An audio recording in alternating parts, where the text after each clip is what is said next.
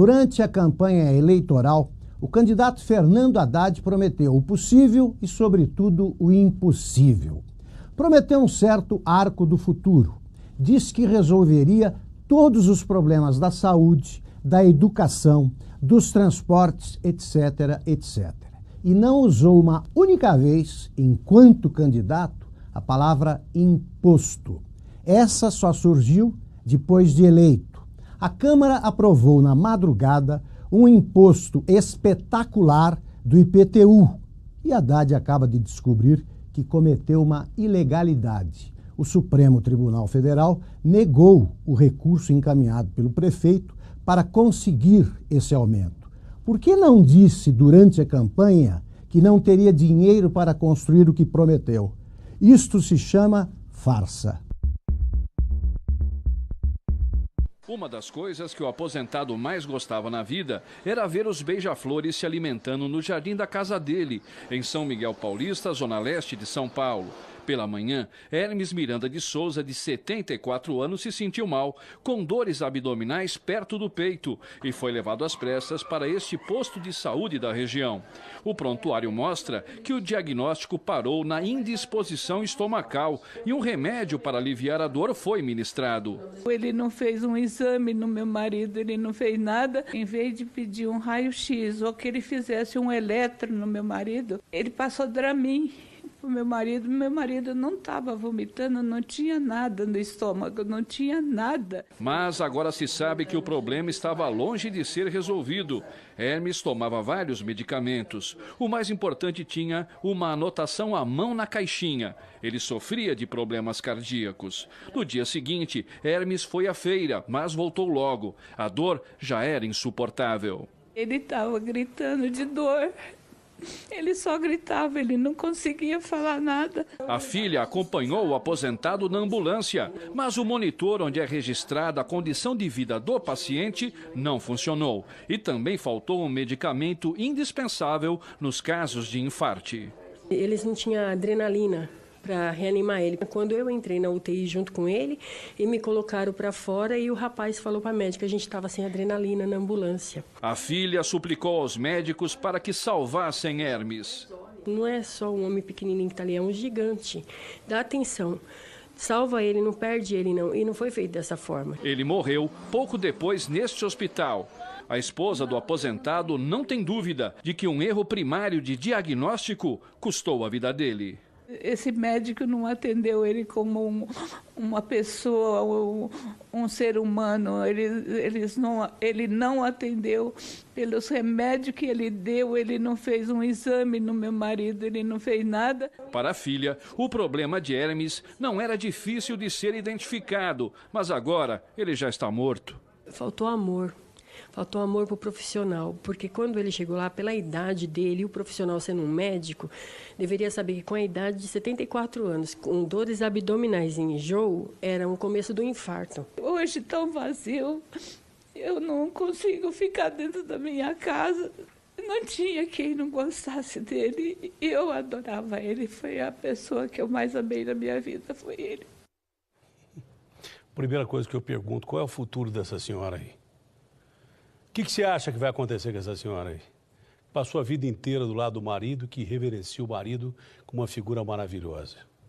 Que leva o marido, que já tinha problemas cardíacos, desse posto de saúde. Isso é municipal ou estadual, hein? Quero ver em quem vai o cacete aí. Isso é municipal ou estadual? Ô Marcelo, é municipal ou estadual? Hein, Marcelo?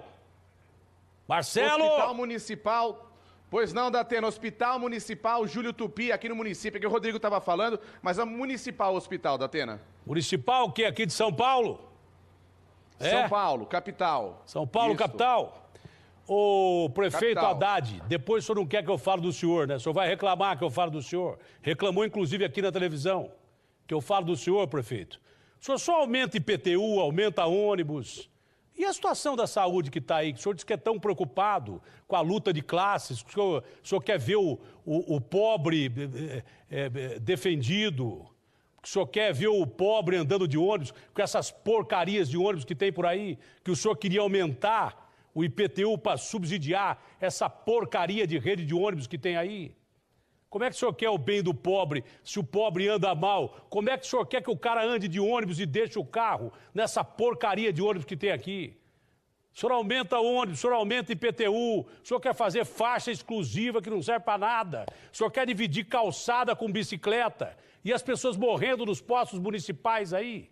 Eu pergunto ao senhor, que é uma pessoa esclarecida, bem esclarecida, uma pessoa culta, acredito que até uma pessoa de bem, mas é um péssimo prefeito. Péssimo prefeito. Tem sido agora. O senhor pode até mudar. Se o senhor for um pouco mais humilde, o senhor pode mudar. Mas até agora o senhor tem sido um péssimo prefeito. Péssimo. Na minha modesta opinião, péssimo. O senhor não gosta de ouvir. O senhor acha que o senhor inventou a prefeitura. O senhor não gosta de trabalhar nem de sábado e de domingo. O senhor prefere descansar, sabe? O senhor não é Deus para descansar no 7º dia. Vê onde o senhor está primeiro. O povo morre de... O cara vai num posto municipal de saúde. Ele tem 74 anos de idade. Me acompanha o senhor, que é uma pessoa inteligente. O cara vai aí num posto de saúde com 74 anos de idade, com a mulher do lado, pelo amor de Deus, ali, segurando o homem. Ele tem uma dor no peito. O senhor acha justo o médico do seu posto municipal receitar Buscopan para tirar a dor do cidadão que já tinha problemas cardíacos e morreu? O senhor acha justo isso aí? E também não é só o prefeito, não, o governador também, porque a saúde pública em São Paulo também, perto do que deveria ser no estado mais rico do país, é uma droga. É uma droga. E eu continuo com a minha posição. Desde o começo, quando se falou em fazer Copa do Mundo aqui, eu fui contra. Para não acontecer esse tipo de coisa aí. Escola com menina brigando, quebrando pau, entendeu? Saúde com essas barbaridades que a gente vê aí. Não tem cabimento, não tem cabimento. Parece que esses caras moram em outro país, pô. Parece que esses caras vêm aqui de vez em quando e sentam na cadeira do prefeito, sentam na cadeira do governador. Parece isso. Parece que é isso que está acontecendo no Brasil. Isso é uma pouca vergonha. E vocês ficam aí de 4 para a FIFA, porque a FIFA fica enchendo o saco. Vale inclusive para a presidente Dilma. E para o senhor ministro dos esportes, que é uma pessoa digna, bacana, veio aqui, falou sobre a Amazônia, o Aldo Rabelo, mas entra no esporte, parece que esses caras esquecem tudo. Ficam de 4 para a FIFA, que fica enchendo o saco para fazer esses estádios aí, enquanto o país tem pessoas morrendo na saúde pública, criança apanhando escola e gente andando no transporte coletivo, que eles prometeram que ia ser referência como legado da Copa do Mundo, e que não vai ser nada. Não vai ser porcaria nenhuma de legado de Copa do Mundo. Andrés, como resolver o estádio do Corinthians, as dívidas do Corinthians? Bom, vamos lá, dívida do Corinthians é uma coisa, dívida do estádio é outra. Outra, sim. Cansei de falar e provo, quando vamos ver, o estádio custou 980 milhões, que eram 420 de CID, e vendeu o nome do estádio, que era 300, 200, 400, 500. 80%, 85% da dívida estava paga. O Corinthians estaria devendo hoje 100 milhões. Se tivesse vendido... 100 milhões e 150. Dos 985 tem, como o Lula ajudava, que nem nego fala aí, todos os estádios da Arena levou de 30 a 120 dias para ser o financiamento. O do Corinthians levou 2 anos e 4 meses. Nós pagamos 86 milhões na cabeça, porque tinha prazo pequeno para fazer o estádio, teve que pagar juros no mercado aberto. Então, dos 400 milhões do Benedito, só veio 314. Fora isso, o grande Fernando Haddad, o grande prefeito, grande o raio que os parta aí... Tava... No seu partido. Mas isso não quer dizer nada. O partido é Corinthians. Agora o cara só ferrou Corinthians. E mentiu. A prefeitura tinha assinado que ia pagar o veleio. Chegou na hora, pagou o veleio, mas 96 milhões. Não pagou o veleio. Aí eu fui lá e falei, mas tem que pagar. Falou, se você não fizer a Copa do Mundo aqui, não tem o CID. Então eu tive que assumir 100 milhões para receber os 420 de CID. E se não tivesse abertura, não tinha o CID. Aí passou, tudo bem, acho que o Haddad acabou com a vida do Corinthians, tranquilo. 6 meses para ele, ele tem que fazer o orçamento do ano seguinte. Ele deixou 1 milhão só no orçamento. Ele tirou 430 milhões de orçamento. Então tudo isso aí impactou na conta do clube. É isso agora. Fora isso, tem uns 3, 4 anos aí, uma crise financeira que nunca se passou. Então nós temos que sentar, quem ganhar a eleição, eu, quem for que ganhar, sentar com as partes e resolver a melhor maneira de adequar o financeiro. Que nem uns falam, eu não quero trabalhar com o Odebrecht, o Odebrecht tem que sair. Tá bom, vai lá, faz um cheque de 300 milhões, o Odebrecht vai embora, também não quero. É só pagar que ela vai embora. Isso não tem problema. Tem como dar um calote na caixa, como disse o seu opositor, o Romeu Tuma, hoje no Estadão? O Corinthians nunca deu calote em ninguém. Vai ter dificuldade para pagar, tem 12 anos para pagar, mas vai pagar. E se você fizer uma renegociação boa, mais fácil ainda. Se vender o Cine, que agora já está liberando para vender, que já está em 480 milhões, e se fechar o nome do Estado, que um dia vai fechar por 200, 300, 400, 500, você já resolve 70%, 80% do problema. E foi aprovado no CORE, foi aprovado no Conselho, não fui eu que fiz. A parte jurídica, quem fez? Felipe veio aqui e falou que não sabia de nada, nunca viu nada. O Isabela, outro candidato. Mas quem fez o contrato foi o jurídico do clube, o Evandro Santos, que é do grupo dele. Quem assinou o contrato tudo foi o Raul Correia, que é do grupo dele, que era o meu financeiro, que assinava. Quem fez a parte financeira foi o Luiz Paulo Rosenberg. E ninguém sabe nada. Eu nunca vi, não sei, nunca vi. Filho feio ninguém quer, mas um filho é muito bonito. PT e PP de Paulo Maluf fecham aliança para a corrida à Prefeitura de São Paulo. E mal o apoio foi divulgado, a vice de Fernando Haddad, Luísa Erundina, do PSB, afirmou que não aceita aliança com o chefe do Partido Progressista. A declaração foi dada agora há pouco ao site da revista Veja. O encontro para o anúncio foi na casa do deputado Paulo Maluf, onde ele ofereceu um almoço. O que o senhor serviu? Feijoada. É o prato internacional do Brasil. Até ontem, adversários históricos em São Paulo. Agora, aliados. O ex-presidente Lula posou para as fotos, mas saiu sem falar. Soube-se que ele não queria ir, mas foi convencido pelo anfitrião que teria exigido a presença de Lula como condição para selar o acordo. O Partido Progressista também negociava com o PSDB de José Serra.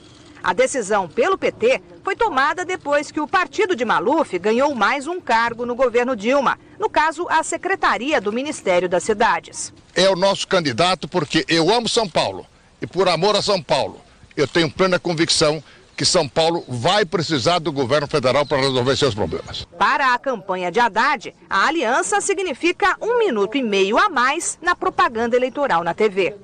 Eu não gosto, na política, de fulanizar o debate. Eu entendo que é muito contraproducente quando você fulaniza, estigmatiza, sobretudo quando você precisa construir um projeto de superação, como é o caso de São Paulo. São Paulo, na comparação com as grandes metrópoles, não está sendo bem administrada.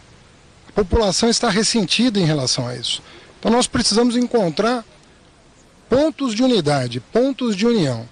No fim de semana, a senadora Marta Suplicy, que se mantém afastada da campanha de Haddad, disse que a aliança com o partido de Maluf é pior que um pesadelo. A deputada Luísa Erundina, do PSB, pré-candidata a vice na chapa de Haddad, se mostrou surpresa e afirmou que não ficaria confortável com Maluf no mesmo palanque.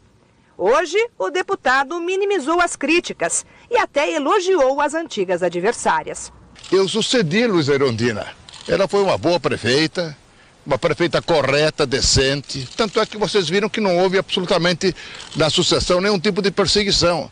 Também a prefeita Marta foi uma boa prefeita, fez os céus. Eu fiz a minha parte. O ex-prefeito de São Paulo está na lista de procurados da Interpol, a Polícia Internacional, e não pode deixar o Brasil sob risco de ser preso e extraditado para os Estados Unidos, onde é acusado de lavagem de dinheiro, para onde teria enviado ilegalmente o equivalente a 25 milhões de reais.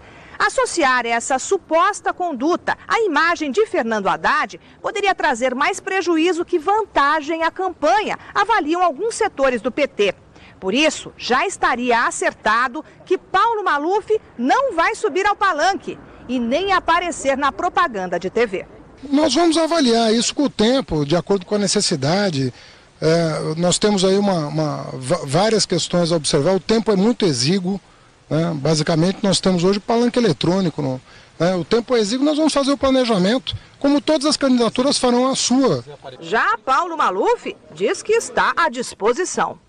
Se ele me convidar, eu estou aqui, como estou no palanque dele.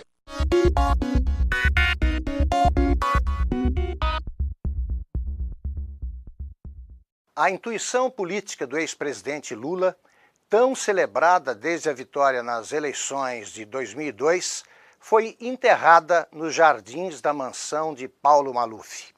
Lula se esqueceu de uma verdade antiga como o mundo. Uma imagem pode valer mais que 1000 palavras. E se esqueceu também de uma lição política elementar. Quem visita é quem está pedindo. Se Paulo Maluf visitasse Lula no Palácio do Planalto, seria uma coisa. Se visitasse Lula no apartamento do ex-presidente em São Bernardo, outra. O problema é que foi Lula quem visitou Maluf. Para conseguir mais 1 minuto e 36 segundos no horário eleitoral gratuito do candidato Fernando Haddad, Lula se rendeu ao homem que passou a vida chamando de ladrão. Destaque final do professor Marco Antônio Villa. Eu queria voltar à questão do episódio, vou chamar de lamentável, do prefeito de São Paulo, o senhor Fernando Haddad, que divulgou uma agenda pública falsa. Portanto, no mínimo, ele estaria em curso no artigo 299 do Código Penal. É uma declaração falsa. Mas ele também não conhece a Constituição. Deve ter sido um péssimo aluno. Presumo de direito, o artigo 37, tem a questão da transparência. Então, alguém ler e acompanhar a agenda do prefeito é obrigação de qualquer cidadão. E eu faço sim. Para demonstrar o óbvio, que ele é um prefeito que não trabalha.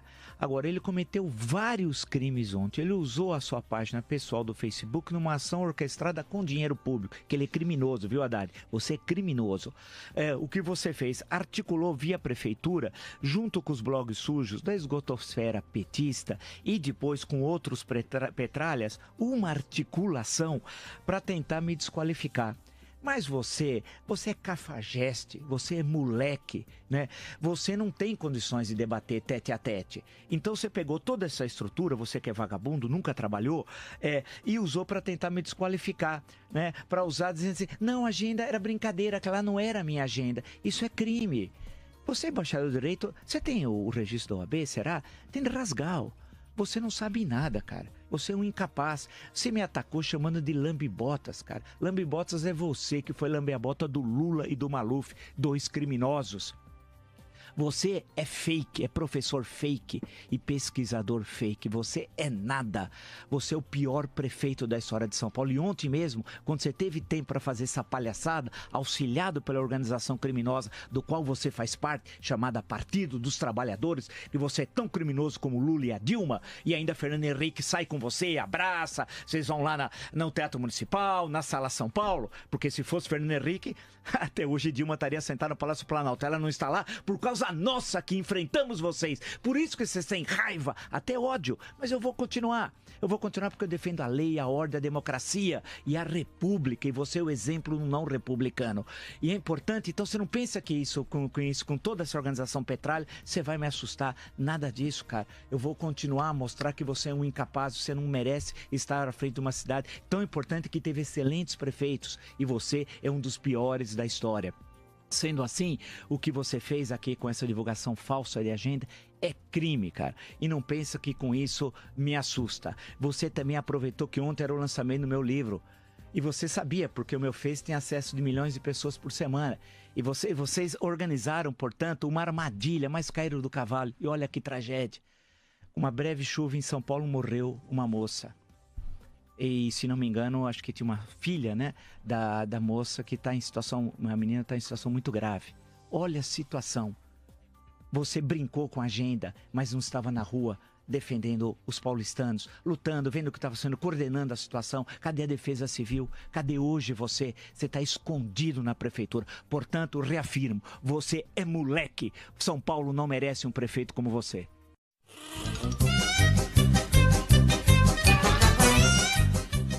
Haddad vai construir mais creches do Pró-Infância. Vou criar 150 mil novas vagas de educação infantil e vamos construir as 172 creches que já têm recursos federais do Pró-Infância. Prometeu e não fez. Só na cidade de São Paulo, quase 190 mil crianças estão na fila à espera de vaga em uma creche. A demora no atendimento, que pode chegar a 2 anos, tem levado muitos pais a buscarem na justiça uma solução para o problema. Josiane, mãe de Bernardo, ainda tem esperança de encontrar uma creche até fevereiro. Falaram para me aguardar. Quanto tempo? O número dele está em 188. O meu outro está em 365. Urgente, porque eu preciso voltar a trabalhar.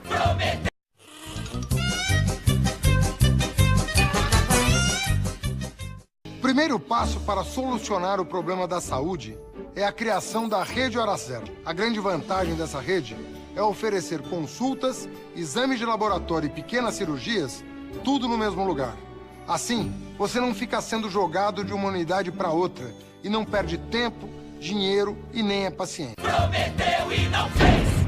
Moradores do Itaim Paulista, na Zona Leste, também sofrem com a fila para realizar cirurgias. Seu Antônio, de 74 anos, precisa do procedimento para a retirada de um tumor benigno na próstata. Arde muito canal quando eu for urinar. O pedido da cirurgia foi entregue pelo filho, Marcos, à unidade Rede Hora Certa do bairro. Mas após 90 dias, a cirurgia ainda não foi marcada. A atual gestão municipal prometeu construir 32 unidades da Rede Hora Certa, uma para cada subprefeitura da cidade. Mas até agora, apenas 7 estão funcionando, incluindo a do Itaim Paulista, na Zona Leste. Prometeu e... Promessas feitas durante as campanhas eleitorais em São Paulo, tanto pelo governador Geraldo Alckmin quanto pelo prefeito Fernando Haddad, estão longe de ser cumpridas. Entre muitos outros problemas, a população ainda sofre com a falta de vagas nas escolas e a falta de leitos nos hospitais. Esta paciente com hemorragia cerebral ficou no corredor do hospital Mandaqui por 2 dias à espera de um leito. Foram quase 2 semanas para conseguir a cirurgia. Por sorte, a mulher foi operada e não teve sequelas. O primeiro hospital pelo qual ela passou foi o Cachoeirinha, que também fica na Zona Norte. Aqui, ela ficou por 2 dias à espera de uma transferência, sem supervisão médica. Atende mais de 700 mil habitantes aqui. Então, quer dizer, aquela população de baixa renda, aquela que precisa do poder público. Então chega aqui e encontra essa situação aí. Quando a gente está dentro do hospital, vê crianças da pediatria com falta de médico, com falta de ginecologista na questão da mulher, uma série de coisas nesse hospital que acontece. Por que se tem uma grande crise de financiamento da saúde? Porque a população envelheceu, a medicina ficou mais cara e o governo federal saiu do financiamento. Nas campanhas de 2010 e de 2014 do atual governador do estado, Geraldo Alckmin, a expansão e a modernização de hospitais estaduais eram vistos como prioridade do governo. Mas a realidade de quem precisa do serviço é bem diferente fora do período eleitoral. E, pelo jeito, essa não é a única meta que não vai ser cumprida na cidade. Não é, Vinícius? Uma das promessas de campanha do prefeito petista Fernando Haddad foi a construção de 243 centros de educação infantil, ampliando em 150 mil a oferta de vagas. Neste pacote está também a construção das tão esperadas creches. Mas a meta parece estar longe de ser cumprida, já que nem mesmo a prefeitura tem uma previsão de quantas ficarão prontas até o final da gestão. Só de creches são 87 prédios. Fernando Haddad confirma que entregou até agora 31. Outras 33 estão em construção, 11 em estágio inicial das obras e 12 com pendência de terreno. A administração alega falta de dinheiro para viabilizar a promessa. Enquanto isso, as mães sofrem. Eu sou mãe solteira, não tenho nenhum custo com o pai dele, só eu mesmo que eu cuido dele, não ajudo em nada. Para garantir o direito de ter o filho numa creche, muitos pais recorrem à justiça. Cerca de 100 mães por dia procuram a Defensoria Pública. Geralmente, ou são ações individuais, ou são habilitações em ações civis públicas já existentes, e isso faz com que o juiz dê uma decisão no início do processo, uma liminar, que deve ser cumprida pelo município. Quanto tempo a senhora está procurando? Já tem mais de um mês que eu fiz o cadastro na creche, mas uma fala que tem 350 crianças, a outra 525. Na frente. Na frente, quer dizer, eu vou conseguir a vaga dela quando ela estiver na faculdade. Em relação à promessa das creches, a Prefeitura diz por meio de uma nota que até 2016 vão ser criadas cerca de 100 mil vagas na rede municipal. O texto diz também que a gestão Haddad prioriza o atendimento às crianças e que vai intensificar os convênios para diminuir a falta de vagas. Já sobre o caso mostrado na reportagem, a paciente que ficou à espera de uma cirurgia no corredor do Hospital Mandaqui, a Secretaria Estadual da Saúde afirma que a especialidade neurologia não faz parte daquele centro médico e que ela recebeu todo o atendimento necessário desde sua entrada. Que o prefeito petista e o governo tucano não tenham cumprido as suas promessas de campanha não deve surpreender mais ninguém a esta altura do campeonato. É mais do mesmo. Agora, o que acontece no cenário nacional é o retrato perfeito do mais cínico desrespeito à sociedade brasileira. Petistas e tucanos fizeram campanhas presidenciais opostas, nós vimos. Os petistas jurando que não fariam nada que prejudicasse os trabalhadores. Os tucanos jurando que só um choque liberal tiraria o país da beira do abismo. E o que nós tivemos depois? Um programa econômico do PT que o PSDB defendeu até anteontem, desculpe. Qual foi a reação do PSDB a esse programa? É do PT? Então nós somos contra. Não importa o que seja. No ano que vem nós vamos ter eleição novamente. Vamos assistir mais uma vez a uma velha comédia que nunca teve a menor graça. Uma das metas do programa de governo do prefeito de São Paulo, Fernando Haddad, está longe de ser cumprida. Com o mandato caminhando para o final, o petista entregou apenas um dos 20 CELs, os Centros de Educação Unificados, prometidos no início da gestão. 8 deles ainda estão em obras e, segundo a prefeitura, deverão ficar prontos até o final do ano. O trabalho começou em dezembro. O CEL Parque Novo Mundo, na Zona Norte, está sendo construído onde funcionava a antiga fábrica do serviço funerário, desativada há mais de 20 anos. Quase 12 mil metros quadrados de área vão abrigar, além da escola, com estrutura de esporte e lazer, também um centro de educação infantil para atender 500 crianças de até 6 anos e um CRAS, de referência em assistência social. Ana, que tem 2 filhos pequenos, está ansiosa pelo fim da obra. Vai ser muito bom. A vantagem vai ser bom para as crianças se divertirem, brincar. Vai ter biblioteca, teatro, sala de cinema, de música, oficina digital, além de quadras e piscinas. A gente não tem nenhum lugar de lazer, né? O único lugar de lazer que a gente tem é lá no Parque da Juventude, é longe pra caramba. Tá vindo de bom hora pra gente. Além do CEL Parque Novo Mundo, estão em obras outros 7 centros. Em São Miguel Paulista, na Freguesia do Ó, no Tatuapé, em Arthur Alvim, Itaquera, Vila Prudente e Guaianazes, que juntos vão custar 320 milhões de reais. Em alguns, a nova estrutura vai ser agregada aos chamados clubes da comunidade, que já existem. A ideia é que tudo esteja funcionando até o fim do ano.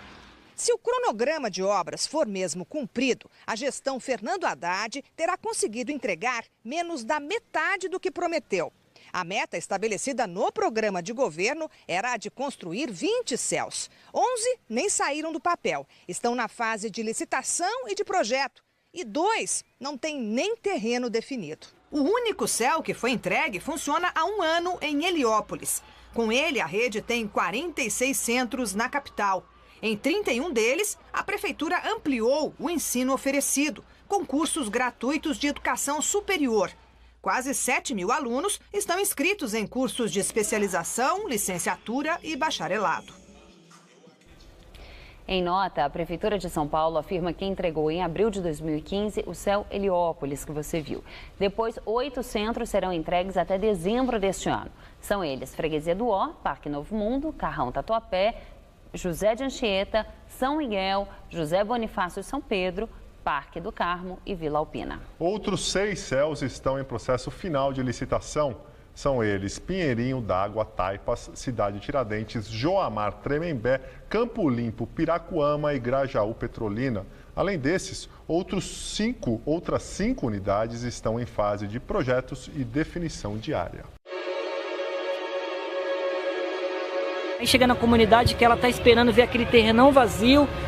Aqui seria feito o CEL.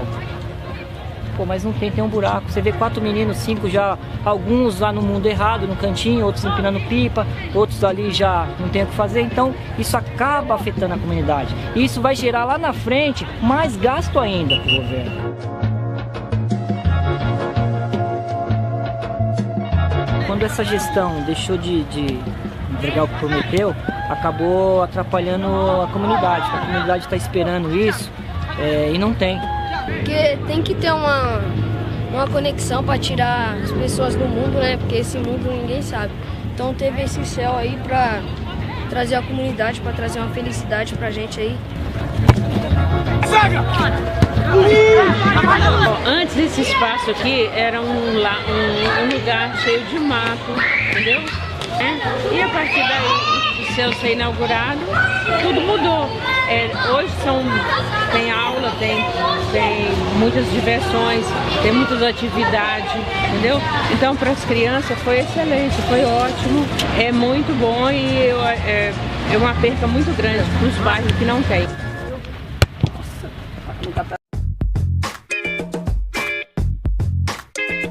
Pessoal, tem gente que acha que essa foi a maior baixaria da entrevista do Haddad na Jovem Pan. É inegável que o senhor trabalha pouco. É difícil respeitar o teu trabalho de jornalista. E você também está sendo processado por calúnia e difamação. Isso é mentira o que ele está dizendo. Não, você tem dificuldade até com o português. Eu tenho dificuldade. Gente, vamos continuar falando um pouco da eleição, prefeito. Vila, você vai responder juridicamente. O senhor não trabalha. Gente, vamos continuar a entrevista, por favor, e respeito ao ouvinte. Só que, sinceramente, bater boca e cantar de gala é menos pior do que isso daqui. Eu escolhi prioridades. As minhas prioridades foram escolhidas. Eu escolhi a prioridade de entregar novos céus. A prioridade foram os céus? Olha sua campanha em 2012, Haddad. E Haddad, prefeito, vai retomar a construção de céus. Vou fazer 20 novos céus em 4 anos. Dos 20 céus prometidos em 2012, sabe quantos estão prontos agora em 2016? Um céu, o de Heliópolis. Mas falar genericamente não é tão grave quanto desinformar na cara dura. Eu escolhi a prioridade de entregar novos céus, 410 creches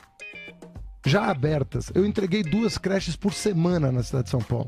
Nunca isso foi feito na história. Você está mentindo quando diz que abriu, entregou e inaugurou 410 novas creches. E a prova disso é da própria prefeitura, como demonstra essa reportagem da Folha de São Paulo.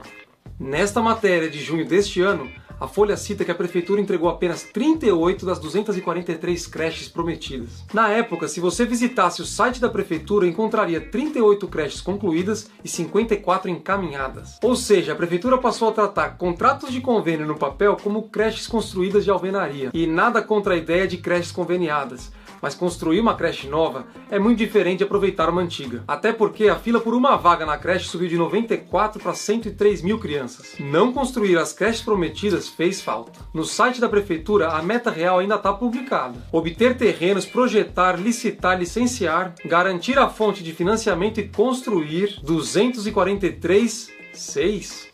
Um nome diferente para as famosas creches, só para desinformar um pouquinho mais. E sabe quantas creches, ou 6, foram entregues na gestão Haddad até o momento? 42 de 243. Pessoal, olha o desconcerto do jornalista da Jovem Pan, sentindo o cheiro de coisa errada, mas sem saber o que falar a respeito. Sabe que você dizia que não ia conseguir cumprir as metas de creche. Só falava em 243, não é isso? Só conseguiu cumprir mais? Não, eu abri dos eu entreguei dos 410 creches.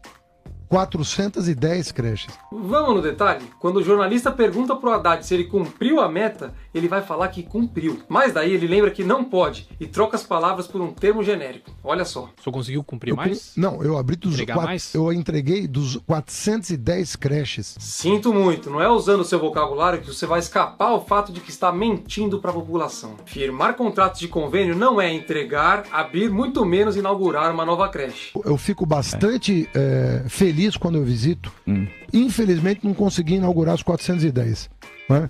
Mas eu inaugurei pelo menos uma por semana. Candidato, vamos a São Paulo real. Prefeito, todo o contexto das suas falas e propaganda dá a entender que você construiu e inaugurou 400 creches. Vou trazer imediatamente os recursos federais disponíveis para São Paulo e construir as 172 creches do Pró-Infância, além de outras que farei com recursos próprios da prefeitura e em parceria com entidades. Você usa sinônimos genéricos como abrir ou entregar creches e leva a desinformação ao patamar da mentira. E é isso que você está fazendo, mentindo repetidamente para a população sobre a meta de creches. E a justiça está à sua disposição caso você discorde de mim nessa. Eu teria tranquilidade em matricular um filho, um neto meu, numa creche pública conveniada da cidade de São Paulo.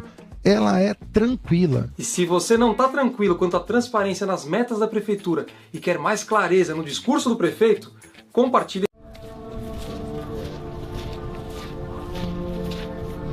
Há 17 anos que eu estou na fila da casa própria, né, que eu me inscrevi. Foi quando surgiu a Vila Nova Palestina. Imediatamente vim para cá com meus filhos, minha família. E estou aqui até hoje. Aí fiz o meu barraco, né? E estou aqui até hoje.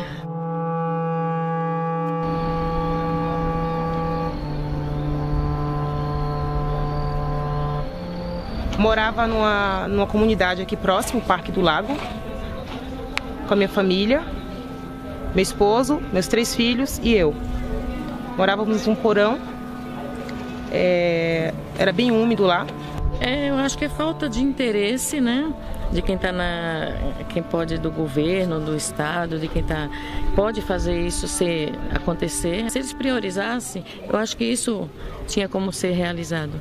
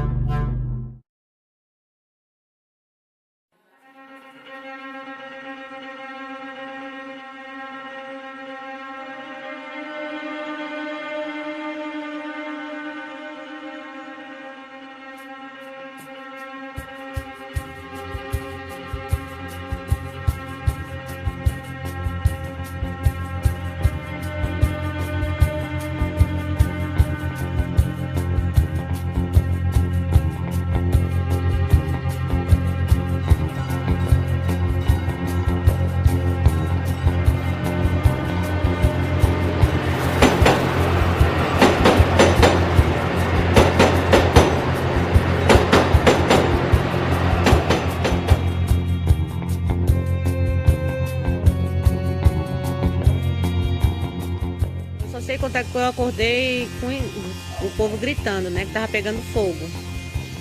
Aí eu saí correndo, olhei, já não tinha mais como evitar, o bombeiro demorava de chegar. Eu voltei para casa, peguei minhas crianças e saí andando.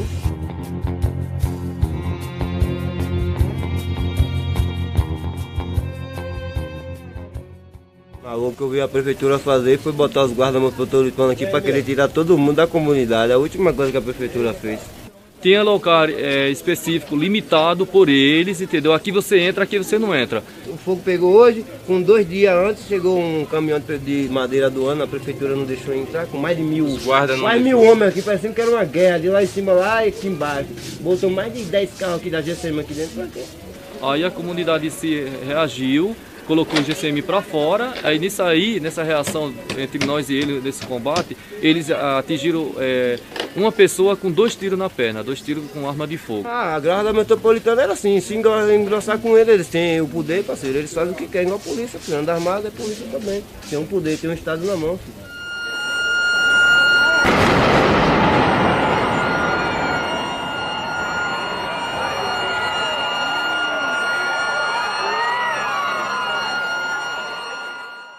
Então, um dos primeiros incêndios, que foi o mais crítico, né, teve vítima, né?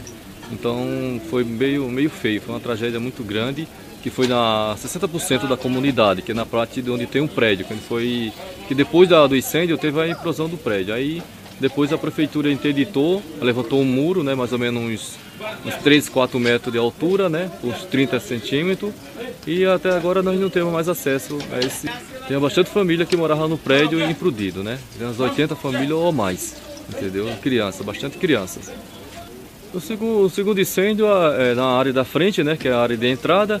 Fica, deixa eu ver, 41 pessoas, né? Família, no caso, e 39 na redondeza, né? Não deu briga nenhuma. Quem teve como se virar dormiu nas calçadas. Quem não teve, o dono do galpão de escola de samba do galpão, então não teve briga nenhuma. Não deixaram reconstruir e bagunçou muito a vida da gente. Nossa vida tá tudo bagunçada. Tá bagunçada. Tem um muro impedindo as famílias de retomar o espaço. O muro aí foi o que adiantaram rápido. Adiantaram rápido para não tomar espaço deles, né? Mas eles não querem que tome espaço, é 10 metros do muro para cá. A prefeitura construiu o muro para fazer a nova estrutura, né, do viaduto, entendeu? Para reconstruir o viaduto novamente, né? Segundo eles alegam que está em área de perigo e não quer ninguém na redondeza.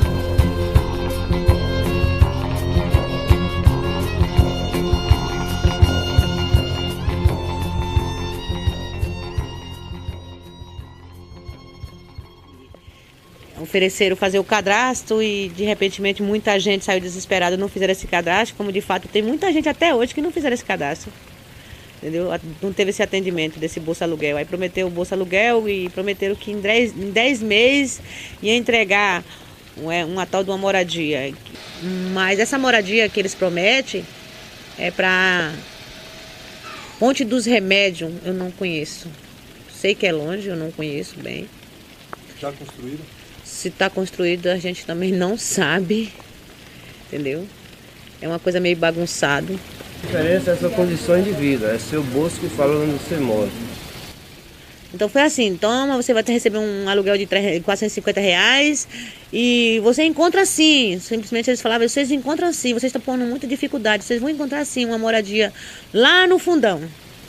Então a gente se sentiu discriminado, entendeu? Vamos pro fundão, aqui na área de vocês. Aqui dentro a nossa parte, a reivindicação é moradia para todos, entendeu?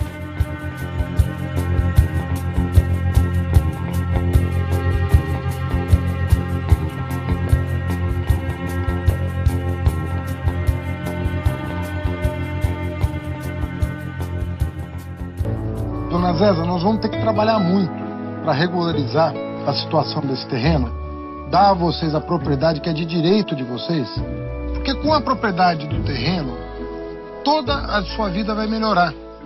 E o papel da prefeitura é trabalhar duro para ajudar as pessoas na regularização fundiária, na produção de moradia, na urbanização da comunidade. E outra coisa que eu quero relembrar é que o prefeito Haddad, ele relembre da promessa que ele fez quando ele esteve no Moinho. A gente está ansiosos aguardando.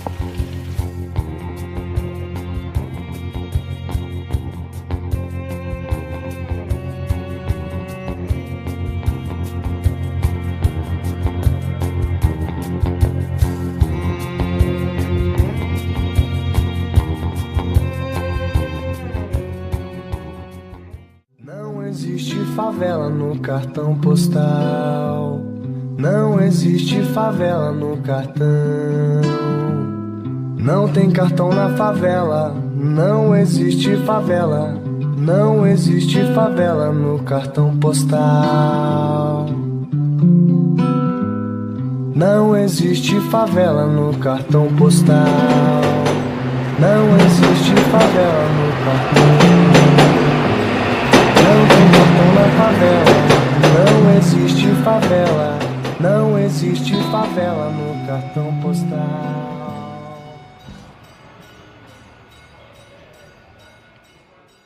Histórico da luta por um céu no distrito da Cidade Ademar. Há anos, os moradores da Cidade Ademar reivindicam a instalação de um céu na região.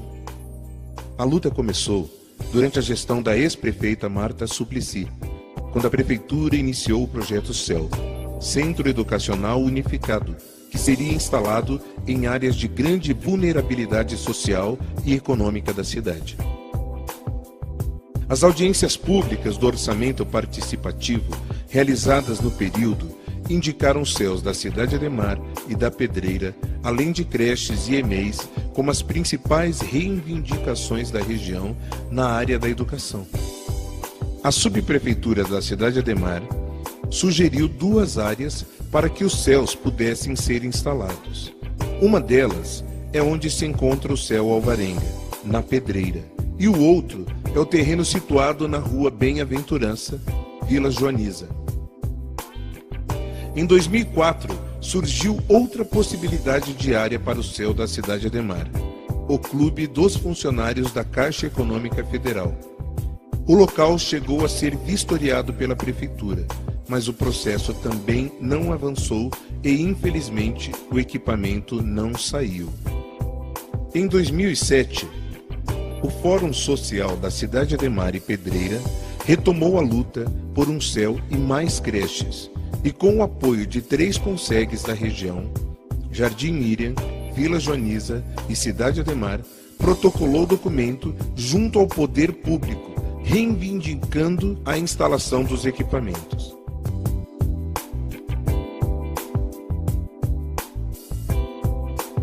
Em março de 2012, o Fórum Social e outras organizações locais promoveram o primeiro seminário de educação infantil, que contou com as presenças do então ministro da Educação, Fernando Haddad, e do secretário municipal de Educação, Alexandre Schneider.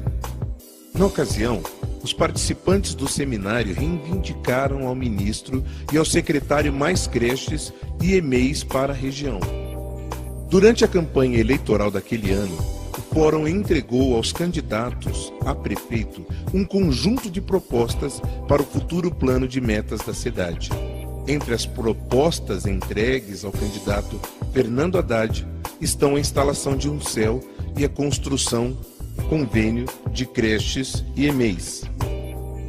Atento às demandas, Haddad prometeu instalar o CEL da Cidade Ademar e mais creches na região, Pedreira e Cidade Ademar, caso vencesse as eleições. A promessa do prefeito está registrada em material impresso e em vídeo da campanha eleitoral de 2012. Veja a seguir.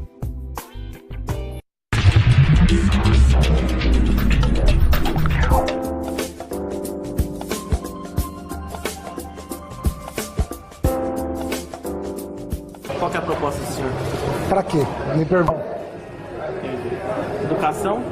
Educação. Aqui na Cidade Ademar nós vamos trazer mais um CEL, compromisso meu de campanha. Falta CEL aqui. Aqui na Cidade Ademar nós vamos trazer mais um CEL, compromisso meu de campanha. Falta CEL aqui.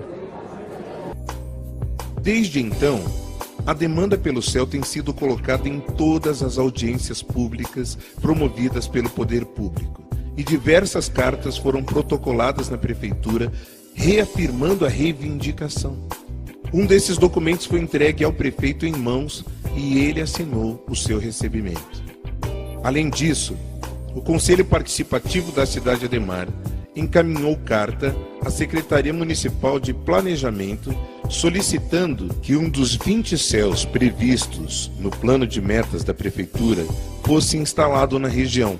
O Conselho também inclui o CEL da Cidade Ademar entre as 3 prioridades da região. Visando ampliar a luta pela instalação do equipamento, o Fórum Social da Cidade Ademar e Pedreira iniciou então um abaixo-assinado. Várias pessoas e entidades participaram da coleta de assinaturas. Em paralelo, diversas reuniões foram realizadas com a Secretaria Municipal de Educação, sem nenhum resultado concreto. Por esse motivo, o Fórum passou a cobrar o prefeito em eventos públicos na região, utilizando uma faixa para lembrá-lo de sua promessa eleitoral. Em uma dessas ocasiões, na inauguração da UPA Vila Santa Catarina, Haddad respondeu à cobrança, dizendo que iria se reunir com a população para discutir a reivindicação do CEL. Porém, mais uma vez, sua promessa não foi cumprida. Nós desistimos do CEL da Cidade Ademar. Aê, prefeito! Aê! Nós estamos com dificuldade, nós estamos atrás de uma solução. É justo que você reivindique prefeito, isso. nós queremos ajudá-lo a cumprir a promessa. Podemos ajudá-lo. Estou aberto a receber vocês quando vocês quiserem. Estou aberto a receber vocês. Se quiser agora, semana que vem a outra, aí, a gente fazer uma reunião com o mapa aberto. Ótimo. Vamos fazer, porque o interesse é nosso. É justo que a Cidade de Ademar tenha um CEL. Sim, muito justo. É muito justo. Valeu, prefeito! Vamos atrás. No dia 13 de junho de 2015, o Fórum Social da Cidade Ademar e Pedreira entregou ao prefeito Fernando Haddad o abaixo-assinado com 10.300 assinaturas e uma carta assinada por 28 organizações. Ambos os documentos solicitam a implantação do CEL no distrito da Cidade Ademar e mais creches na região, distritos da Pedreira e Cidade Ademar. Em resposta, Fernando Haddad anunciou publicamente que a prefeitura iria desapropriar parte do Clube da Caixa na Avenida Yervante Kissajikian para instalar o CEL naquele espaço. Veja o vídeo. E por fim, eu sei que tem muita ansiedade em relação a esse tema. Esse drama da Cidade Ademar no que diz respeito ao CEL. Nós estamos há 2 anos indo e voltando, indo e voltando, indo e voltando. Essa semana eu vinha para cá, eu falei, gente, põe um ponto final nessa história, ninguém aguenta mais. Nem eu, nem a Cidade Ademar. E nós botamos um ponto final nessa história. Quarta-feira, nós vamos ter uma reunião com a Associação dos Funcionários da Caixa. Atenção que eu vou falar. Nós não vamos desapropriar todo o clube. Eles pediram para preservar uma parte do clube porque é muito frequentado. Mas uma parte do clube nós vamos sim desapropriar para ter o céu de Cidade Ademar. Então, o jogo está jogado agora, a decisão está tomada. Nós não sabíamos como resolver o problema, porque não é fácil, não tem área aqui, não tem terra aqui, você não pode construir em qualquer lugar. Os funcionários não queriam abrir mão do clube, é o direito deles, eles construíram aquele patrimônio, mas também o povo que não tem clube faz o quê? Tá certo? Fica chupando o dedo no final de semana, não dá. Então nós chegamos para eles e falamos, olha gente, vocês estão devendo 10 milhões para a gente em imposto. Não é justo o povo de Cidade Ademar ficar mais 10 anos sem céu, não dá. Então quarta-feira dessa semana tem um encontro com o presidente. Nós vamos definir a área do clube que vai ser destacada. O clube vai continuar existindo, mas nós vamos ter o nosso céu de Cidade Ademar. E o povo tem que se apropriar disso. Porque isso não é o céu da Nádia, do Haddad, do Medeiros. É o céu de Cidade Ademar. Então começou o processo de apropriação, ele já é de vocês. Cerquem a área, abracem a área e não deixem o processo voltar para trás. Parabéns para vocês, boa semana de trabalho, tamo junto. Apesar das palavras do prefeito, o terreno ainda não foi desapropriado oficialmente pela prefeitura. Mesmo contando com mais de 266 mil habitantes, o distrito da cidade Ademar não tem nenhum céu ou espaço público de cultura. Nenhum. Em 14 de maio de 2016, novamente o prefeito Fernando Haddad faz a promessa pública da instalação de um céu e diz que em poucos dias será promulgado o documento de utilidade pública. Veja o vídeo. O companheiro tem razão lá em Cidade Ademar.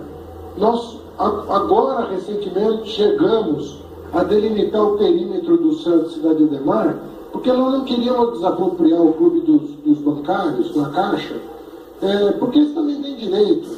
Então ficamos negociando, vendo por onde passava o córrego. É uma complicação naquele terreno. Mas chegando no perímetro do novo céu de Cidade Ademar, eu devo baixar o decreto de utilidade pública nos próximos dias. Então não vamos esquecer os nossos compromissos. Segundo dados da própria Secretaria Municipal de Educação, atualmente 3.998 crianças do distrito não conseguem vagas em creches. É o terceiro pior indicador entre os 96 distritos do município de São Paulo. Além disso, 1.307 crianças da região estão fora da pré-escola, o segundo pior indicador da cidade.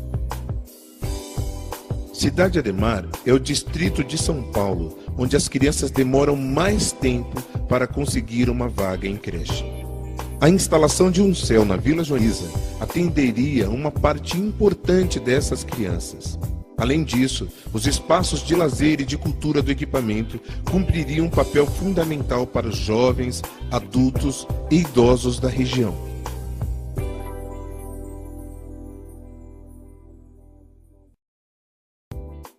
O que é para fazer com isso? Olá Brasil, olá SP, olá para você, vítima da desinformação da prefeitura. Esses dias eu assisti um vídeo da atriz e comediante Marcela Tavares. A gente junto e a gente separado. Mas e mais. Pois é, ela dá umas aulas de português bem diferentes no Facebook. Eu, com certeza, não conseguiria imitá-la. Mas esses vídeos tão didáticos me inspiraram a esclarecer algumas confusões que eu tenho visto tanto nos debates como na propaganda eleitoral. Adivinhe de quem?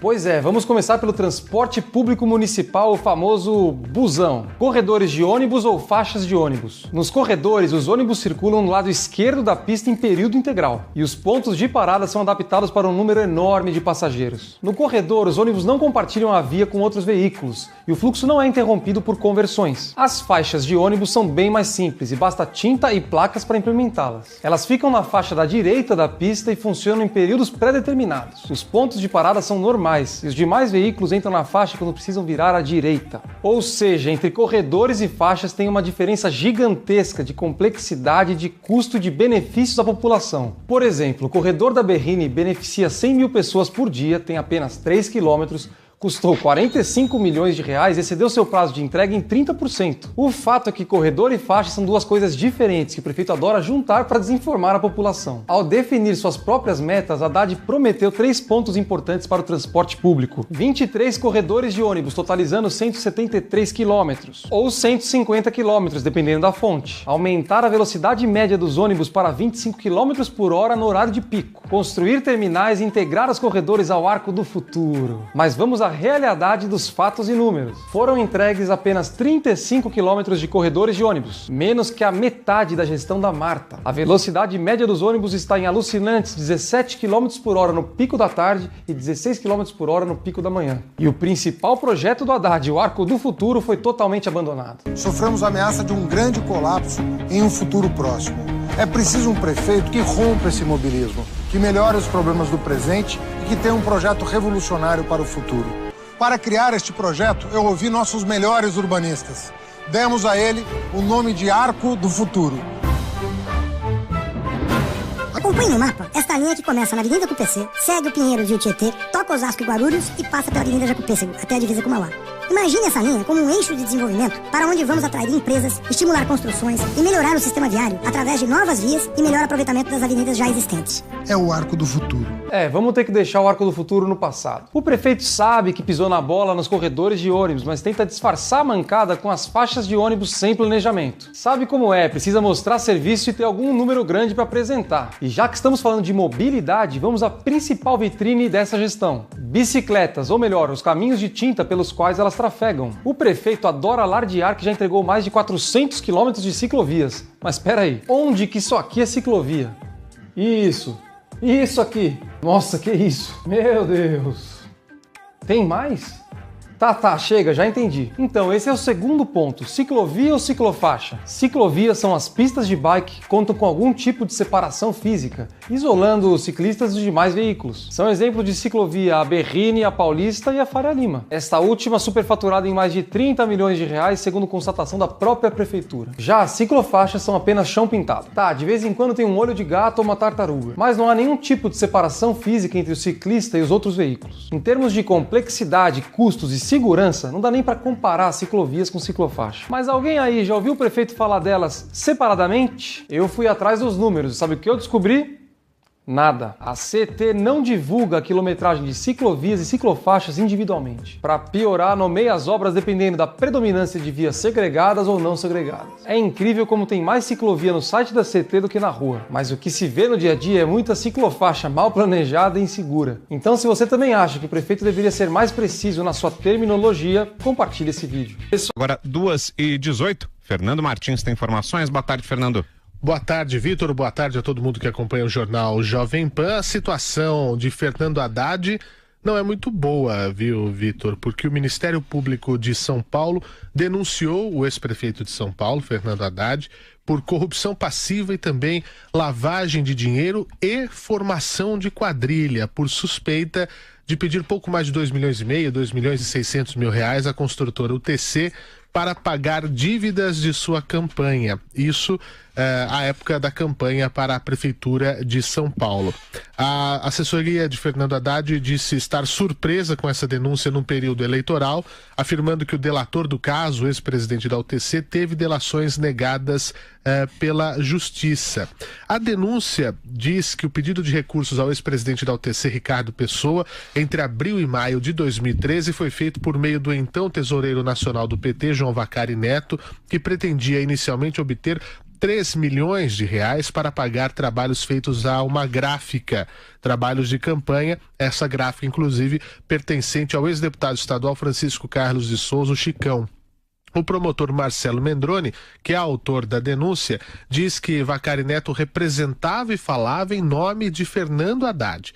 O Ministério Público ainda argumenta que houve um encontro pessoal de Ricardo Pessoa com Fernando Haddad, conforme consta na agenda dele depois de assumir a Prefeitura de São Paulo em fevereiro de 2013. O documento aponta ainda que Ricardo Pessoa possuía contabilidade paralela relativa a propinas pagas em decorrência de contratos de obras da UTC com a Petrobras, como, abre aspas, dívida a saldar em pagamentos indevidos de propinas, fecha aspas, de 5 milhões de reais. O promotor do Grupo de Atuação Especial de Repressão, a formação de cartel e lavagem de dinheiro e recuperação de ativos, diz que houve negociação direta para o pagamento da dívida da campanha com a gráfica entre a UTC e o diretor financeiro da gráfica, reduzindo esse valor dos 3 milhões iniciais para 2 milhões e 600 mil, e a distribuição desse dinheiro, segundo a denúncia, ocorreu através de um esquema montado pela UTC por contratos de prestação de serviços fictícios ou superfaturados, de forma que os valores voltavam para a construtora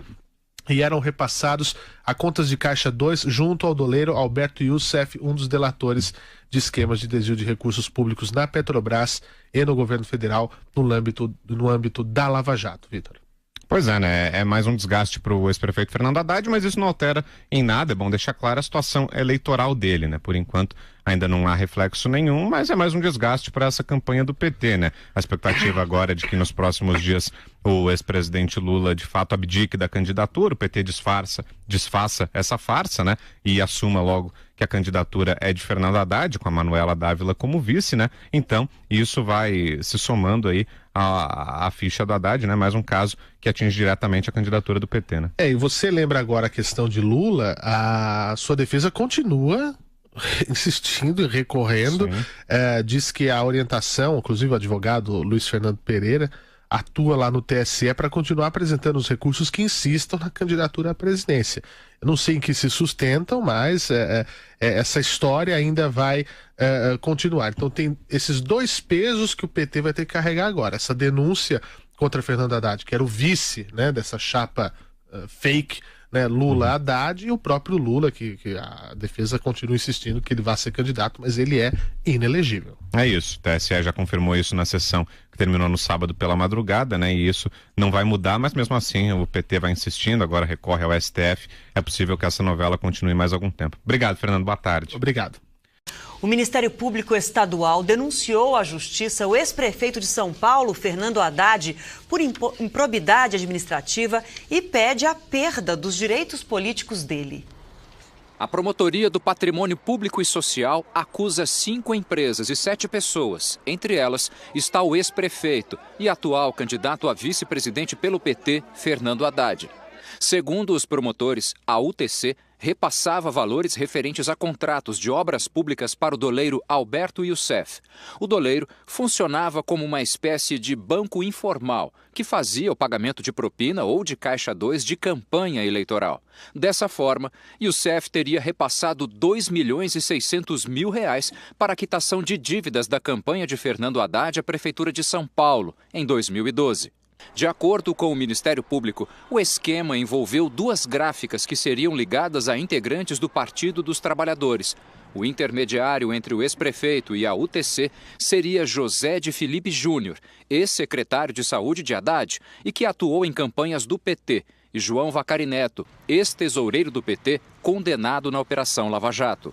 Os promotores afirmam ainda que Fernando Haddad tinha pleno domínio do recebimento de vantagem indevida de 2 milhões e 600 mil reais para o pagamento da sua dívida de campanha por empresa que tinha interesses diretos na sua gestão. Na denúncia apresentada à Justiça, o Ministério Público pede o bloqueio de até 14 milhões e 100 mil reais em bens de Fernando Haddad. Além disso, os promotores querem que o ex-prefeito de São Paulo tenha os direitos políticos cassados por 8 anos. No Rio de Janeiro, Fernando Haddad rebateu as acusações. O presidente da UTC, o ex-presidente, chamado Ricardo Pessoa, é um corrupto, confesso. No meu caso específico, ele tinha razão para mentir.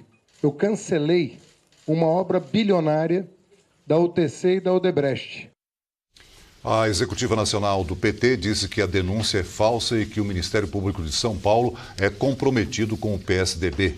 A empresa UTC afirmou que sempre colaborou com as investigações. A defesa de João Vacari Neto alegou que cuida de causas criminais do ex-tesoureiro do PT e não de ações cíveis. Nós não conseguimos contato com José de Felipe Júnior.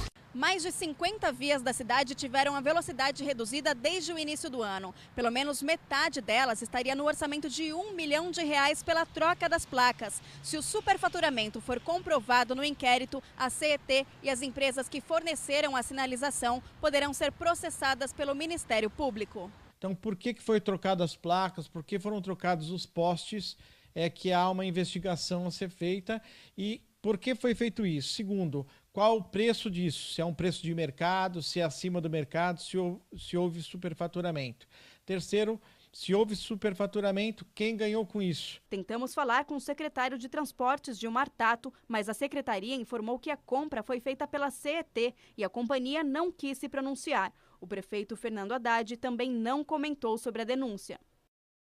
A Prefeitura de São Paulo está sendo investigada por suposto superfaturamento na troca das placas de trânsito nas marginais dos rios Pinheiros e Tietê.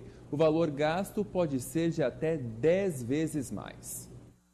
O Tribunal de Contas do município de São Paulo apura denúncias de um suposto superfaturamento na troca de placas de sinalização.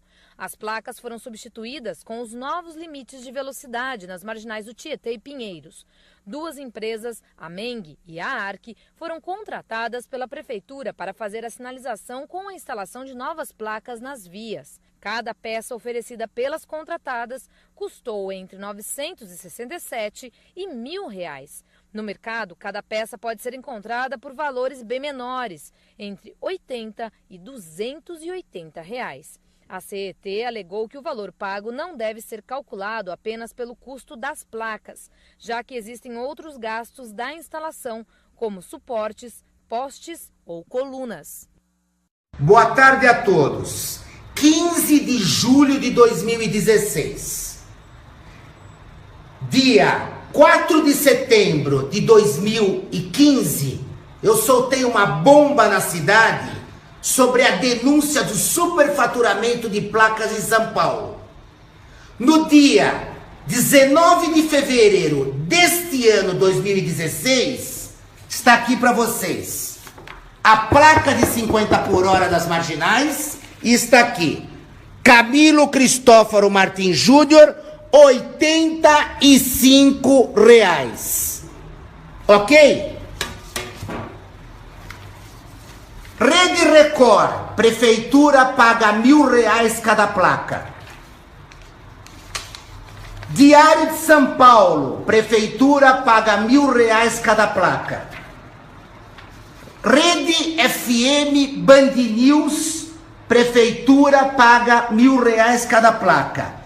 Rede TV, Prefeitura paga R$ 1.000 cada placa. Pois bem, hoje, dia 15 de julho de 2016, uma nova placa para vocês. A mesma das marginais, a outra está aqui, ok? Nota fiscal, Camilo Cristófaro Martins Júnior, valor R$ 85. Duas notas, duas placas, duas empresas, duas verdades. Porque se a sua verdade não for a minha verdade, 1.000.000 placas. Se a sua verdade for a minha verdade, 1.000 placas, R$ 70.000. Vocês que forneceram placas para as marginais, eu desafio vocês para um debate. Porque, na verdade, é o que me dizem na rua. Dá nojo. Um abraço para todos vocês.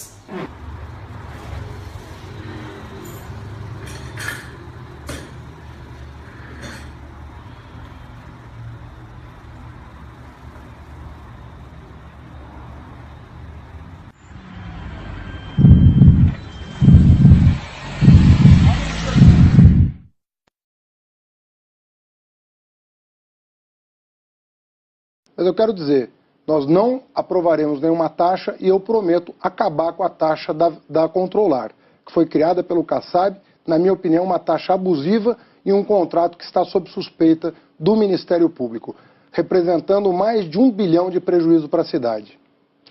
Candidato, muito obrigado pela presença aqui no estúdio do SPTV. Muito boa noite. Boa noite.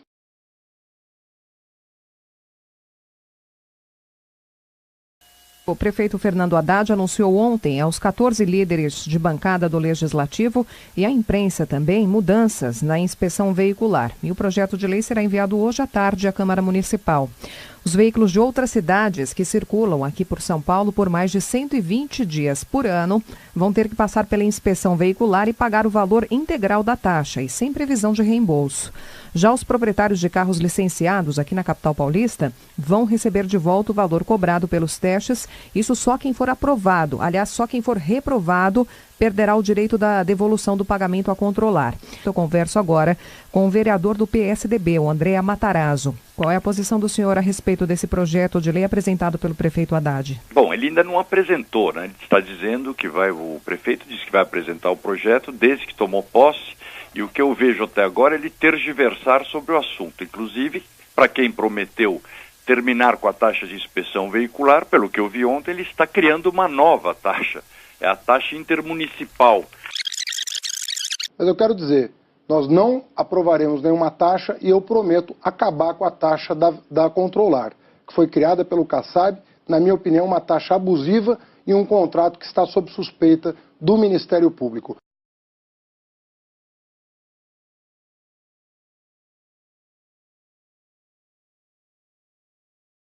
Caros colegas, amigos da TV Câmara, senhor presidente, a bancada do PSDB foi mais uma vez pega de surpresa com mais uma maldade do prefeito Haddad com os munícipes de São Paulo. Depois de perder na justiça o aumento abusivo do IPTU, o prefeito deu outro jeitinho para aumentar a arrecadação sobre os imóveis na cidade de São Paulo. Ontem, o jornal Folha de São Paulo fez a denúncia. A prefeitura intensificou no mês de março o reajuste da tabela de referência do valor dos imóveis usados para pagamento de impostos em transação imobiliária, chamado de ITBI, o Imposto sobre Transmissão de Bens Imóveis. E fez isso sorrateiramente, sem que ninguém soubesse. O aumento chega a 173%. Isso mesmo, caros colegas. Um morador do bairro do Valo Velho, por exemplo, na periferia da Zona Sul de São Paulo, teve esse aumento. Em fevereiro, o valor de referência do seu imóvel era R$90 mil. Em março, a prefeitura mudou para R$246 mil. Se ele quiser vender esse imóvel, o comprador vai ter que desembolsar pouco mais de R$3 mil no Valo Velho para pagar o ITBI, imposto que antes do aumento seria de R$1.800. Este imposto também é pago por quem recebe imóvel de herança ou de doação. Ainda mais, a prefeitura não informou nem a amplitude nem a média dos reajustes nos imóveis. Não informou porque essa arbitrariedade é ilegal. Fere a Constituição Federal em seu artigo 97, inciso 2º, parágrafo 1º, que diz que apenas a lei pode estabelecer nova base de cálculo para tributos. É o princípio da legalidade. A base de cálculo do ITBI é constante, é a constante do IPTU ou o valor da transação, o que for maior. A prefeitura não pode apresentar um terceiro valor, apurado administrativamente, sem qualquer critério pré-estabelecido. Por isso, nós da bancada do PSDB estamos estudando quais são as ações possíveis nesse caso e queremos contar com as demais bancadas. Podemos propor um projeto de decreto legislativo com a finalidade de sustar o dispositivo do decreto que regulamenta o ITBI. Diversas decisões do Tribunal de Justiça já foram favoráveis a mandados de segurança individuais apresentados por munícipes. Dessas decisões que consideraram o decreto do prefeito ofende o princípio da legalidade. E você, contribuinte de São Paulo, que se sentir lesado, também pode entrar com mandado de segurança individual para barrar este absurdo até conseguirmos sustar a ilegalidade do decreto. Assim como no caso do IPTU, queremos mostrar que o cidadão não tem capacidade contributiva para arcar com um imposto tão alto. Já que não conseguiu aumentar o IPTU, imposto que rendeu à Prefeitura 5,4 bilhões em 2003, Haddad aumentou o ITBI sem contar para ninguém, que no ano passado arrecadou 1 bilhão e 400 milhões de reais. Com mais essa medida maldosa e absurda, o prefeito Haddad visa atingir exatamente a nova classe média.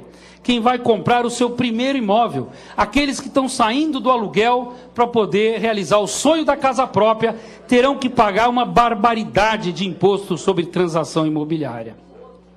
Mas em 2013 já houve um aumento de 23% nesse imposto. Nos 4 anos anteriores, o aumento chegou a 43%, escalonado em 7 anos. E o proprietário que teve seu imóvel, presidente, desvalorizado, teve o ITBI também aumentado. A pergunta lógica é, bom, se desvalorizou o imóvel, deveria também desvalorizar o valor, deveria diminuir o valor do ITBI. Mas não foi isso que aconteceu. Ninguém fala de redução de imposto. A prefeitura sempre dá um jeito de aumentar. Esse é o jeito do prefeito Haddad. Esse foi o jeito da Marta. Quem não lembra do apelido da ex-prefeita do PT, a Martaxa? Quem não lembra da criação de taxas que foram realizadas no governo da Marta, quando o Haddad era justamente o secretário de Finanças? E agora, na nossa visão, o prefeito Haddad, mais maldade do que qualquer outra coisa, impacta a população com sobretaxas e impostos crescentes e sem comunicar ao parlamento, sem comunicar à sociedade. A Folha de São Paulo descobriu porque estava atenta, porque da forma como foi feito para que ninguém soubesse desse aumento, a não ser, obviamente, os munícipes de São Paulo, que foram surpreendidos. Muitos, inclusive, nos enviaram mensagens para poder denunciar aquilo que estava acontecendo. E está aqui. Agora nós sabemos. Está devidamente denunciado o aumento abusivo do ITBI em São Paulo. Esperamos todos os colegas possamos sustar esse brutal aumento de imposto na cidade de São Paulo. Muito obrigado, senhor presidente. Pela ordem, presidente. Uma auditoria feita pela Controladoria Geral do Município no Hospital do Servidor Público de São Paulo aponta superfaturamento na contratação de exames com prejuízos aos cofres públicos que passam de 10 milhões de reais. As irregularidades no hospital aconteceram entre os anos de 2013 e 2016, na gestão de Fernando Haddad do PT, segundo a auditoria da própria prefeitura. A investigação apurou um contrato de 2013 feito entre o Hospital do Servidor Público Municipal, que fica no bairro da Aclimação, e a Fundação Instituto de Pesquisa e Estudo de Diagnóstico por Imagem, a FIDE. O Jornal da Gazeta teve acesso ao relatório feito pela Controladoria Geral do município. O órgão apontou que o contrato do hospital com a FIDE no valor de 30 milhões de reais foi feito sem licitação. Mas essa não é a única irregularidade que a Controladoria descobriu. A FIDE cobrou do hospital valores bem acima dos praticados pelo mercado por exames de diagnóstico por imagem, o que gerou prejuízo de mais de 10 milhões e 600 mil reais aos cofres do município entre 2013 e 2016. O relatório faz alguns comparativos com o valor cobrado pela FIDE e o praticado em outro hospital, no caso o Hospital do Servidor Público Estadual. Uma ultrassonografia de tórax, por exemplo, custou ao município R$ 88,47, enquanto o Estado pagou pelo mesmo exame R$ 33,70. Uma tomografia do crânio custou ao Hospital Municipal R$ 351,04, bem mais que os R$ 186,58 pagos pelo Estado. A auditoria faz parte de uma investigação maior que já encontrou problemas nas áreas de limpeza, segurança e lavanderia do hospital. A apuração dos contratos de serviço de diagnóstico começou na gestão anterior do prefeito Fernando Haddad. A Controladoria fez várias recomendações à direção do hospital. Encaminhou as conclusões para a Corregedoria Geral do município, que é o órgão que vai apontar as responsabilidades e se cabem punições às instituições e às pessoas que autorizaram a contratação do serviço. A direção do Hospital do Servidor Público se manifestou durante o processo e afirmou em ofício que seguirá as recomendações, mas ressaltou que a dispensa de licitação foi feita com base em uma interpretação legal de que a FID é uma fundação e não tem fins lucrativos. Segundo o hospital, outro contrato sem licitação com a mesma fundação já havia sido julgado regular pelo Tribunal de Contas. Mesmo assim, garantiu que as próximas contratações não serão feitas sem licitação. Sobre os valores praticados, afirmou que irá pedir uma revisão contratual e solicitar o ressarcimento de R$11.800.000, que são os valores atualizados pagos à FID acima do mercado. Numa nota, o hospital e a Secretaria Municipal da Saúde informaram que as irregularidades se referem à gestão Haddad, mas que o governo Dória está se adequando às exigências feitas pela controladoria. Procurada, a assessoria de Fernando Haddad ainda não se manifestou sobre o caso. Numa nota, a empresa responsável pelos exames no hospital diz que repudia os parâmetros usados na comparação de valores com outros hospitais e diz ainda que cada contrato de prestação de serviço tem a sua especificidade e está adequado à realidade do contratante. Por incrível que pareça, a prefeitura do PT, aqui em São Paulo, administrada por Fernando Haddad, está proibindo a exibição da bandeira brasileira no prédio da Fiesp, na Avenida Paulista. É inacreditável, inaceitável. É um crime de traição nacional, ou seja, o principal símbolo nacional nosso, a bandeira, está sendo proibida pela prefeitura de São Paulo de ser exibida no prédio da Fiesp. Por quê? Viola a lei da cidade limpa, ou seja, a bandeira brasileira suja a cidade de São Paulo. Vocês não ouviram errado. Repetindo, para a prefeitura, a bandeira nacional suja a cidade de São Paulo. É inacreditável e inaceitável. A bandeira nacional, criada em 19 de novembro de 1889, é o nosso símbolo, é ela que marca o Brasil em qualquer lugar do mundo, é o nosso orgulho. Mas para o PT, que odeia os símbolos nacionais, a bandeira não pode ser exibida no prédio da Fiesp. Assim como nos passaportes, e agora pelo novo governo é que foi mudado, nos passaportes eles tinham retirado o brasão da República.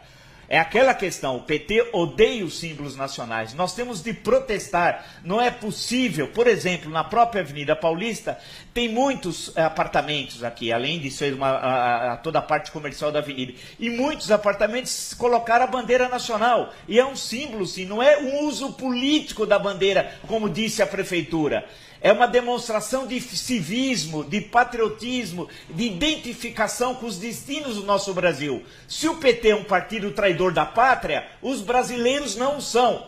Portanto, é necessário a gente protestar e exigir que a prefeitura revogue essa medida traidora, que é contra o Brasil, que proíbe a exibição da bandeira nacional no prédio da Fiesp, que, volto a dizer, para o PT, a bandeira do Brasil suja a cidade. Olha a que ponto nós chegamos.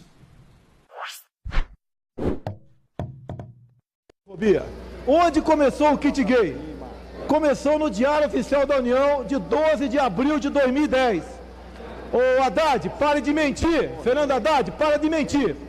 Começou no Diário Oficial da União de 12 de abril de 2010. Em despacho de Vossa Excelência, à época, Ministro de Educação e Cultura, como está aqui no Diário Oficial da União. Quem é que fez o kit gay? Haddad, povo paulistano, está publicado no Diário Oficial da União. 12 representantes do movimento LGBT. O que é movimento LGBT? É movimento de lésbicas, gays, bissexuais, travestis e transexuais. Atenção, povo católico, povo evangélico de São Paulo, povo paulistano. Você quer que teu filho aprenda lições de homossexualismo no ensino fundamental? Se quer, vota no Haddad. Se quer que teu filho aprenda a ser homossexual desde cedo, vote no Haddad. Olha só. Quem coordenou o trabalho, quem o Fernando Haddad designou para coordenar o trabalho, era o senhor André Lázaro, secretário de alfabetização. Povo paulistano, o secretário de alfabetização coordenou o kit gay, como publicado em Diário Oficial da União. Ele escolheu 12 representantes LGBT. O nome dos 12 publicado em Dior, inclusive com nome social. Ou seja, o critério para fazer o kit gay é estar associado à associação de lésbicas, gays, bissexuais, travestis e transexuais. Bem, eu tenho a fita aqui de novembro do ano retrasado, onde o senhor André Lázaro falou que por ocasião da confecção do filme Beijo Lésbico, para passar para crianças do ensino fundamental, ele levou 3 meses discutindo até onde a língua de uma menina entrava na boca de outra menina para confeccionar o filme Beijo Lésbico para passar nas escolas do ensino fundamental. Povo paulistano, pelo amor de Deus, você quer que seu filho aprenda a ser homossexual na escola? Vota no Haddad. E eu estou me referindo aqui, me dirigindo a católicos, evangélicos e até mesmo ateus, que ninguém quer que seu filho seja estimulado a ser gay ou sua filha a ser lésbica. Uma das conclusões, ou melhor, algumas das conclusões dessa equipe de trabalho do Haddad, desse pessoal LGBT, chegaram à conclusão que as escolas têm muitos símbolos religiosos, eles devem ser retirados da escola. Eu tenho fita sobre isso daí, fita. Chegaram à conclusão também que tem crianças de 6, 7, 8 anos, meninos, ou melhor, existe mais meninos gays que meninas lésbicas, de 6, 7, 8, 9 anos. Ô povo paulistano, ô Haddad, para de mentir, Haddad, para de mentir. Qual é a tua causa de amor com a causa homossexual? Qual é o teu caso de amor? Acabou. Senhor presidente. Presidente Marco, concluindo, eu quero saber qual foi a metodologia utilizada pelo senhor André Lázaro, indicado por senhor Fernando Haddad, para chegar a essa conclusão nas escolas do ensino fundamental. Eu quero saber. Então isso tudo, como está em Diário Oficial da União, é uma coisa que tem que ser debatida por ocasião das eleições de São Paulo. E nos 40 segundos que me restam, senhor presidente, MG Record, TV MG Record, levou ar agora no final de setembro, o caso do kit gay na cidade de Contagem, onde uma professora passa o dever de casa para os alunos e os alunos têm que dissertar, ou melhor, alunas de 10 anos de idade, como 2 homens fazem sexo, o que é sexo anal, o que é sexo oral, o que é sexo grupal. E a diretora claramente diz: estou seguindo recomendações do MEC. São Paulo não pode passar ao largo da discussão do kit gay. Haddad, para de mentir. Qual é o teu caso com a causa homossexual? Só aumenta a rejeição ao material com conteúdo homossexual que o Ministério da Educação quer distribuir nas escolas. Para pais, educadores e parlamentares, as cartilhas e vídeos vão prejudicar a formação dos jovens. Nesta reunião do Conselho Nacional de Educação, o ministro Fernando Haddad não comentou a péssima repercussão causada pela ideia de distribuir o chamado kit gay em 6 mil escolas públicas de todo o país. Entrou e saiu pela garagem sem dar nenhuma declaração. Mais cedo, num programa de rádio do próprio governo, lembrou o encontro de ontem com as bancadas religiosas do Congresso.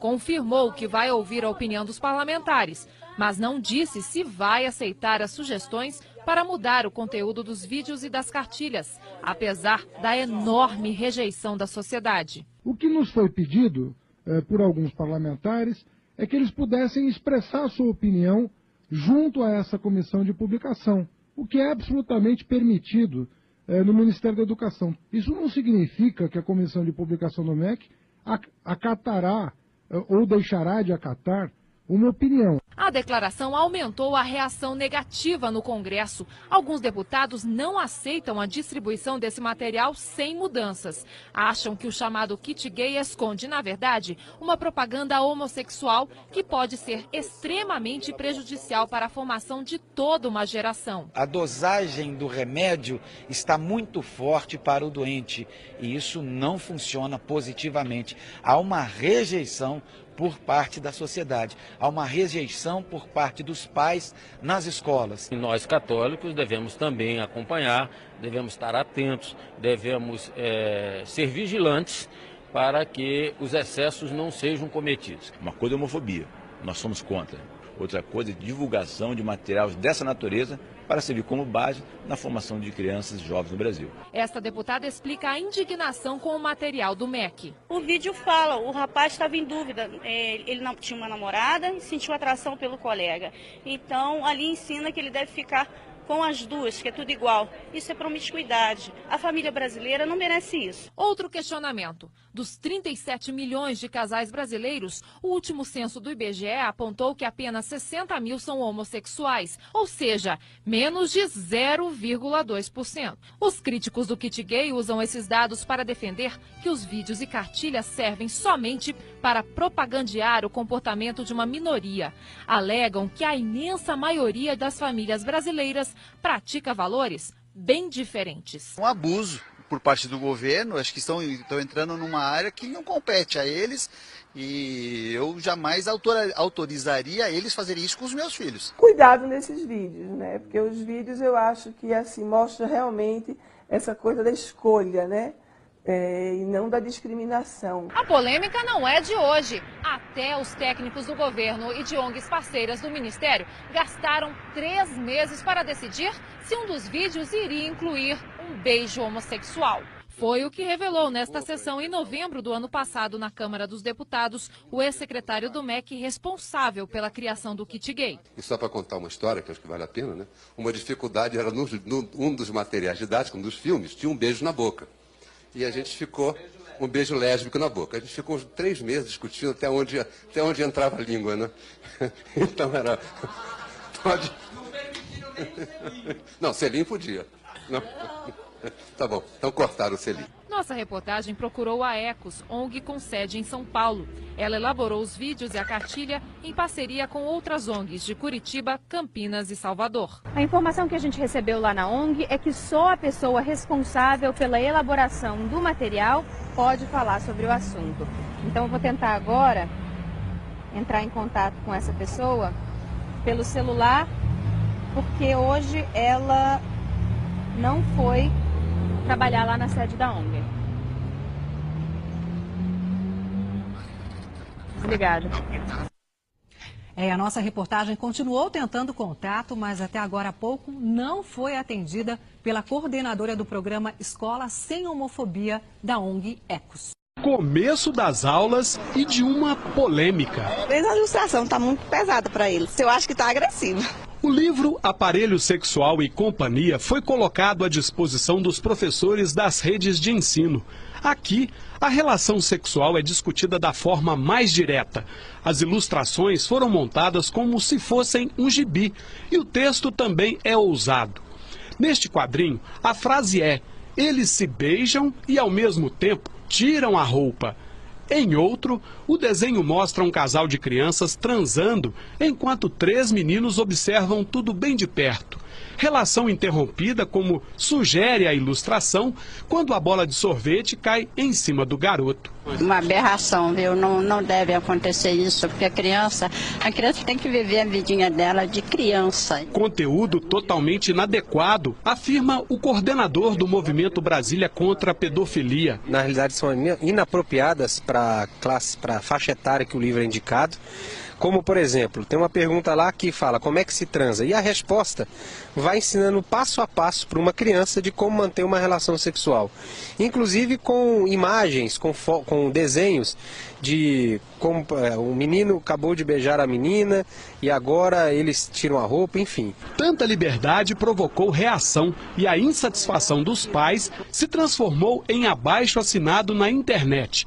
O manifesto foi mandado direto para o ministro da Educação. Ele é a autoridade pública responsável em reformular e dar as diretrizes educacionais no Brasil e nós pedimos, até como pais e fazemos parte desse movimento contra a pedofilia, estamos ali pedindo ao ministro que reformule os parâmetros curriculares nacionais e proíba a comercialização desse livro. Tempos modernos exigem mesmo muita sabedoria na hora de falar sobre sexo com a molecada. Claro que tem que ter uma base, né? De que é a realidade da vida, mas nem tanto, né? O nosso prefeito, Fernando Haddad! Quando a gente ganhou a eleição e assumiu a prefeitura, eu falei, vamos pensar num programa que seja inesquecível, para que ninguém tenha dúvida do nosso compromisso com a diversidade, com a tolerância, com a paz, com a celebração da vida. Vamos fazer uma coisa para valer? Em 2013, eu e meu esposo veio para São Paulo, ficamos na rua, conhecemos a assistente social, a Mariana, e ela fez: Priscila, tem um projeto aí que está para sair, você quer entrar? E quando foi no início de 2015, eu fui para a inauguração. E eu agradeço muito pela oportunidade de eu voltar a estudar e hoje eu poder pagar meu aluguel. Eu, pessoalmente, conheço umas 70 meninas do programa do ano passado que saíram da rua. O Transcidadania é um programa emocionante porque resgata a dignidade para que ela possa construir uma outra história do jeito que ela quiser, mas com o seu esforço também. Você tocou na cidadania, você tocou no respeito e você deu para todos nós muita dignidade. Você administrou essa cidade com amor, você deu um choque de civilização nessa cidade. O que está se passando em São Paulo, na gestão do Haddad, é muito importante. E isso corre o risco de se perder. Infelizmente é assim, porque as coisas têm que ser criadas e mantidas também. Tudo isso que foi criado nessa gestão tem também o trabalho extra de se manter, de sobreviver, de continuar atendendo a nós. A melhor resposta que a gente pode dar para tudo que está acontecendo é dizer o seguinte: nós vamos resistir e não vamos desistir de São Paulo. São Paulo é de todos, vamos à luta, vamos à vitória! No Brasil inteiro não existe uma prefeitura que tenha uma política pública para LGBT tão efetiva como a que o governo Haddad fez nesses 4 anos. Ele fez o Transcidadania, que é um projeto que não existe em nenhum outro lugar do Brasil. Está colocando as travestis na escola, está dando trabalho, fez a coordenadoria da diversidade.